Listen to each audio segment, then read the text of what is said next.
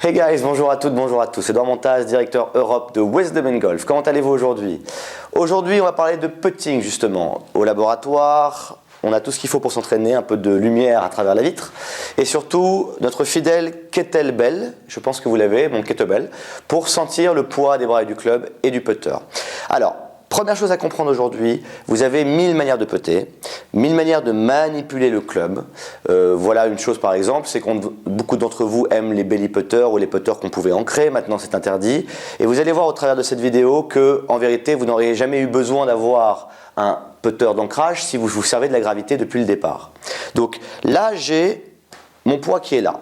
Si je me mets en posture de putting, je me penche donc des hanches postérieures dans les villes d'à côté, haut du corps en avant. Je sens mes ventouses au sol et que je viens mettre mes deux mains sur l'outil. Si je me mets en posture là avec la kettlebell et que je commence à faire du putting ici, je sens que ça me demande beaucoup d'efforts, ça me fatigue déjà. Je sens que mes deltoïdes là sont allumés, surtout que là elle pèse déjà 3-4 kg, donc ça fait lourd. Et je sens que je dois la maintenir dans le plan. Donc beaucoup d'entre vous ont une tendance à faire des coups d'essai vers le trou en laissant pendre les bras et le club à l'aplomb des épaules. Et puis vous arrivez à la balle et vous finissez les quelques 20 derniers centimètres en plaçant le putter. Et donc malheureusement vous devez maintenir le putter, et si par hasard vous avez la chance de laisser la gravité vous le placer, le putter va vouloir revenir dans son plan, vous allez vouloir le maintenir dans un autre plan, et donc vous allez avoir ce qu'on appelle des hips. Donc les gens qui ont des hips, c'est sûrement parce que vous ne laissez pas la gravité passer le putter pour vous. Donc le bon exercice pour sentir ça, prenez n'importe quel poids que vous laissez pendre de vos épaules, et on commence à laisser la gravité placer le poids pour nous. Donc là, je ne cherche pas à créer une ligne, je ne cherche pas à créer un arc de swing, je laisse la gravité placer les deux bras et le club. Voilà. Donc maintenant, on va prendre le putter qui est là, pour aller un petit peu plus loin dans cette sensation.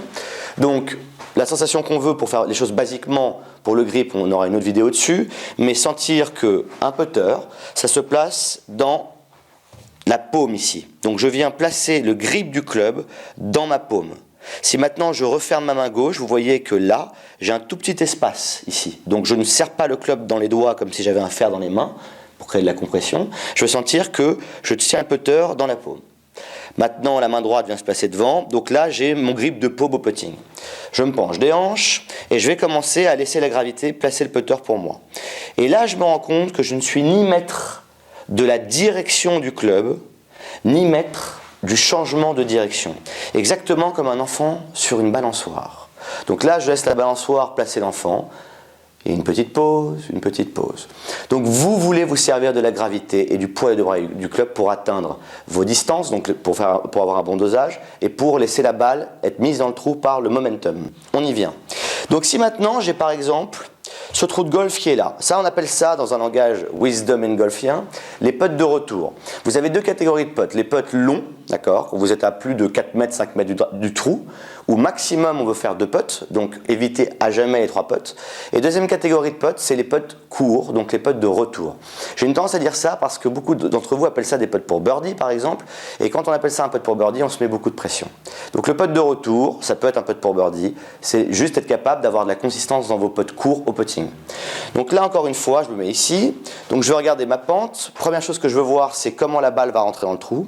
Donc là en l'occurrence, c'est une surface très plate, donc je la vois rentrer au milieu du trou ici. Et maintenant, on va se mettre en posture. Et ce que je veux sentir, c'est que le momentum du club, des deux bras et du club, va en direction du trou.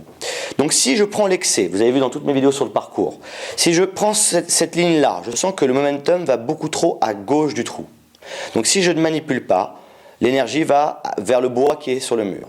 Si maintenant je m'aligne trop à droite, je sens que le momentum va trop à droite du trou. Si maintenant je me mets au milieu de ces deux élans, voilà où je vais me placer. À partir de là, c'est hors de mon contrôle. Mon job est terminé. J'ai placé la gravité, je suis en équilibre, le club est dans le sien et je laisse la gravité mettre le putter, la balle dans le trou pour moi. Super, elle est rentrée, elle aurait pu ne pas rentrer si j'avais pas bien fait mon job, mais c'est hors de mon contrôle.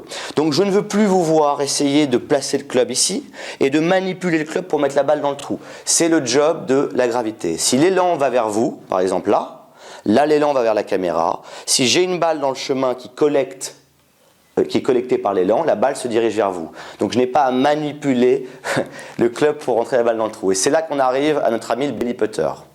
Si vous avez 1, 2, 3, 15 points d'ancrage, c'est le meilleur moyen d'essayer de manipuler le putter. Vous voulez donner le contrôle à la gravité. C'est l'opposé qu'on cherche. Donc on va continuer encore ici. Alors précision sur les putters Emela que vous connaissez maintenant.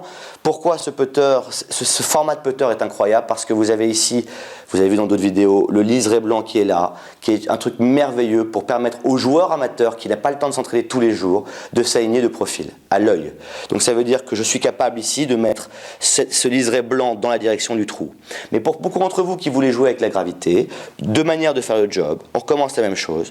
Je me penche des hanches ici, je laisse le poids des bras pendre. Là je me rends compte que ça va beaucoup trop à gauche, beaucoup trop à droite. Et là, c'est hors de mon contrôle. Je me sens aligné au milieu. Et que je le sois ou non, je laisse la gravité rentrer la balle pour moi dans le trou. Ding, dong. Formidable. Et donc à partir de ce moment-là, vous allez vous dire, à cet instant précis, je ne suis plus fautif si le putt est raté.